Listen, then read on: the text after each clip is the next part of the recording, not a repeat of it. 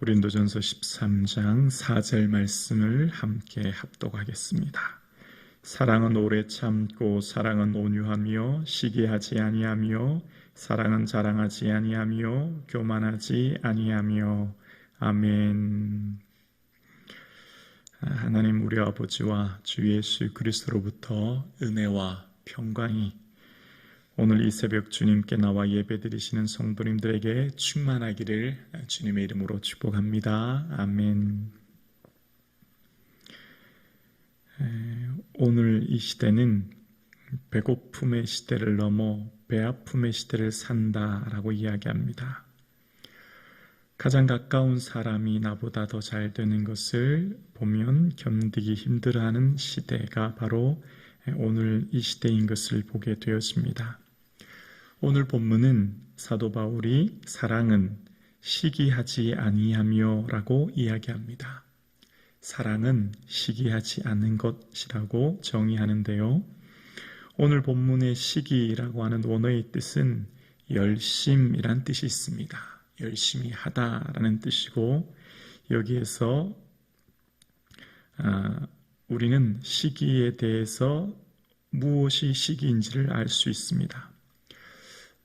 열심은 두 가지 열심이 있습니다. 자기 자신을 위한 열심과 하나님을 위한 열심이 있습니다. 자기 자신을 위한 열심과 하나님의 열심의 기준은 창수가 나고 바람이 불 때 알게 되어지는데요. 먼저 로마서 10장 2절과 3절에 보면 이렇게 이야기합니다. 내가 증언하노니 그들이 하나님께 열심히 있으나 올바른 지식을 따른 것이 아니요 하나님의 의를 모르고 자기 의를 세우려고 힘써 하나님의 의에 복종하지 아니하느니라. 열심이 있지만 올바른 지식에 따른 하나님을 향한 열심이 아니라 자기를 의를 드높이고 자기를 나타내려고 하는 열심이 있고 반면 하나님을 향한 열심이 있다라는 겁니다. 세상의 많은 사람들이 주님을 위해 열심히 봉사하고 헌신하고 섬깁니다. 그런데 그 봉사와 헌신과 섬김의 동기가 자기 자신의 의를 드러내고 자기 자신의 영광을 나타내고 자기 자신을 자랑하기 위한 의의가 있는 반면 또 다른 열심은 하나님을 위한 열심, 하나님을 위한 섬김, 하나님을 위한 헌신이 있다는 것입니다. 하나님을 위한 헌신과 섬김인지 자기 자신을 위한 의를 드높이는 것인지 어떻게 알 수 있습니까? 그것은 하나님의 의에 복종하는지 아닌지를 보면 알 수 있고 하나님을 향한 열심은 반석 위에 지은 집과 같고 자기 자신을 위해 세운 의를 위한 열심은 모래 위에 세운 집과 같습니다. 그래서 비가 내리고 창수가 내리고 바람이 불어 그 집에 부딪힐 때 알게 되어지는 것이죠. 내가 열심히 섬기고 헌신하고 애를 쓰는데 그 섬김과 헌신 가운데에서 나를 향한 오해와 비방, 고난과 수많은 어려움이 올 때 그것을 인내하고 견뎌내는지 거기서 무너지는지를 보면 알 수 있지요. 자기 자신을 위한 열심은 자기 인생의 주인이 자기 중심적이 됩니다. 자기가 인생의 중심이 되어 열심히 합니다. 그런데 그 열심은 하면 할수록 타인이 상처를 받고 고통을 당하게 됩니다. 자기가 중심이 되어 하는 열심은 열심히 하면 할수록 주변에 있는 사람이 오히려 고통을 당하게 되는 것입니다. 그래서 사도 바울이 예수님을 알지 못할 때 열심했던 그 열심으로 인하여서 빌립보서 3장 6절에 보면 열심으로는 교회를 박해하고 라고 이야기합니다. 열심으로 교회를 박해하고 율법으로 흠이 없는 자로 살았던 그는 자기 중심이 되어 자기 의를 나타내는 이 열심으로 많은 그리스도인들을 체포하고 구금하고 결박함으로 그 열심으로 교회를 박해하게 되었습니다. 사도 바울의 열심은 초대교회 그리스도인들을 고통스럽게 하는 열심이었습니다. 그가 다메섹에서 주님을 만난 이후 그 열심이 변화되어지지요. 고린도후서 11장 2절에 보면 내가 하나님의 열심으로 너희를 열심을 내노니 라고 이야기합니다. 하나님의 열심으로 열심하는 그 열심은 온전히 자기를 복종케 하고 자기를 저복종케 함으로 하나님의 의만 드러내는 것입니다. 그래서 오늘 사랑하는 성도님, 내가 지금 무엇 때문에 열심을 내고 있는지, 내가 무엇을 위해 헌신하고 있는지, 내가 오늘도 열심히 예배하고 열심히 봉사하고 열심히 살아가는 그 이유가 무엇인지를 다시 한번 잘 살펴볼 수 있는 저와 여러분 되기를 주님의 이름으로 축원합니다. 주님을 위한 열심은 나의 자신을 온전히 복종케 하는 것이지요. 그래서 내가 기분 좋고 내가 은혜 받고 내가 즐거울 때는 열심히 하다가 내가 기분이 나쁘고 내가 짜증이 나고 내가 힘들면 열심을 내려놓는 그런 내 중심의 열심이 아니라 어떤 일이 있어도 어떤 어려움이 있어도 항상성을 유지하는 한결같은 그 열심이 바로 하나님의 열심이 되는 것이지요.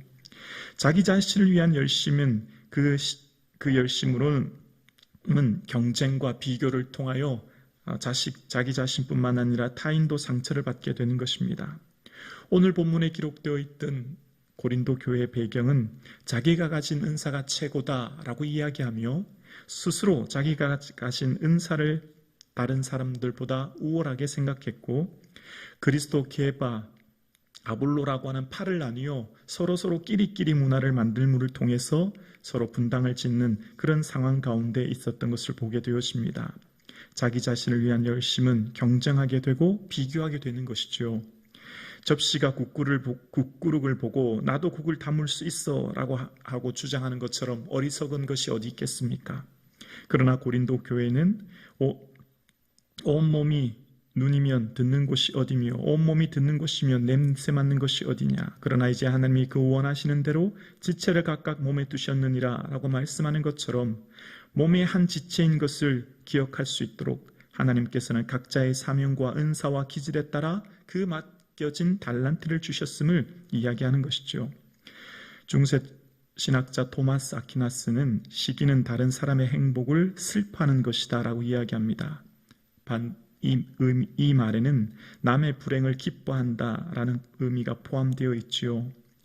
그래서 사도행전에 등장했던 수많은 초대교회 이적과 능력을 나타내는 가운데 베드로가 사도행전 5장에도 보면 베드로의 삶 가운데 이 병든 사람이 낫게 되어지고 귀신이 고침받는 그 사건을 보면서 대제사장들과 사두개인 당파가 그 마음에 시기가 가득했다라고 이야기하고 그를 사도들을 잡아 옥에 가두려고 한 것을 이야기하는 것을 보게 되었습니다. 시기는 멀리 있는 사람으로부터 생기는 것이 아니라 내게 가장 가까운 사람으로부터 시작되었습니다. 멀리 있는 사람과는 아무런 상관이 없는 것이죠. 지금 내게 가장 가까운 사람으로부터 시기가 생기는 것입니다. 그래서 출애굽기 20장 17절에도 보면 내 이웃의 집을 탐내지 말라 말씀하신 다음에 내 이웃의 아내나 남종이나 여종, 내 이웃의 소유라고 이야기합니다. 내 이웃의 아내, 내게 가장 가까운 사람들, 내게 가까운 곳에 있는 소유물을 이야기하고 있는 것을 보게 되어집니다. 구약에서 시기라고 하는 이 가나는 벌겋게 달아오르다라는 의미가 있습니다. 얼굴이 벌겋게 달아오르다는 것입니다. 가장 가까운 사람이 나보다 더 잘 되거나 더 많은 것을 가지게 되면 견딜 수 없다는 의미가 담겨져 있지요. 마치 아벨이 하나님이 그 제물을 받았을 때 가인이 몹시 분하여 안색이 변하여 라고 말하는 창세기 4장 5절 말씀처럼 하나님이 가인에게 그렇게 말씀하시지요. 내가 분함은 어찌 됨이냐 안색이 변함은 어찌 됨이냐 말씀하셨던 것처럼 시기는 얼굴이 벌겋게 달아오르는 것입니다. 타인이 나보다 더 잘 되는 것, 높이 올라가는 것, 더 많이 소유하는 것에 견딜 수 없는 것이지요. 그래서 시기는 언제나 가장 가까운 형제, 가족 혹은 친구, 주변 사람으로부터 일어나는 것을 보게 되어집니다. 요셉이 꿈을 꾸고 해와 달과 별을 전했다라고 하는 그 내용 창세기 37장에 보면 그 창세기 37장 11절에 형들이 그를 시기하되 라고 이야기합니다. 형들이 그를 시기하고 이후에 그 시기가 요셉을 어려움에 공경에 빠뜨리는 것을 보게 되었습니다. 잠언 14장 30절에 보면 평온한 마음은 육신의 생명이나 시기는 뼈를 썩게 하느니라 라고 이야기합니다. 시기는 나 자신의 뼈를 썩게 하며 나를 고통스럽게 한다는 것이지요. 그래서 구약에 또 신약에 등장하는 많은 시기를 통해서 자기 자신뿐만 아니라 타인을 고통스럽게 하는 것을 보게 되어집니다. 처음부터 사람들의 마음에 시기가 생기는 것은 아닙니다. 처음에 사람들은 어떤 사람의 대상을 이야기할 때 그냥 한담을 하며 심심풀이로 그냥 타인에 대한 이야기를 하기 시작하지요. 그런데 가볍게 영을 즐기기 위해 시작한 한담은 점점 시간이 흐를수록 험담으로 변해주게 되는 것을 보게 되었습니다. 잠언 11장 13절에 보면 두루 다니며 한담하는 자는 남의 비밀을 누설하나 마음이 신실한 자는 그런 것을 숨기느니라 라고 이야기합니다. 처음에는 그냥 서로가 여흥을 즐기려고 심심풀이로 이야기한 타인에 대한 이야기가 점점 깊어지게 되고 은근히 타인의 약점을 그리고 허물을 들추어내므로 그 타인을 헌담하게 되는 것을 보게 되어지지요. 그래서 잠언 26장 22절에 또 보면 남의 말하기를 좋아하는 자의 말은 별식과 같아서 뱃속 깊은 데로 내려간다라고 이야기합니다. 남의 말하기 좋아하는 사람, 남의 헌담하기 좋아하는 사람은 그것이 별식과 같이 맛있는 음식과 같이 즐겁게 하는 잠시 잠깐 즐겁게 한다는 것입니다. 그러나 그것은 뱃속 깊이 내려감으로 오래 남겨지게 되어지지요. 그래서 시기는 그 시기의 결과가 언제나 신약에 보면 시기와 함께 등장하는 단어가 있습니다. 시기와 다툼이라는 겁니다. 시기에는 반드시 공동체 갈등과 다툼을 일으키게 되어 있습니다. 야고보서 3장 14절에 보면 그러나 너희 마음에 독한 시기와 다툼이 있으면 자랑하지 말라라고 이야기합니다. 시기와 짝을 지어 나타나는 단어가 다툼입니다.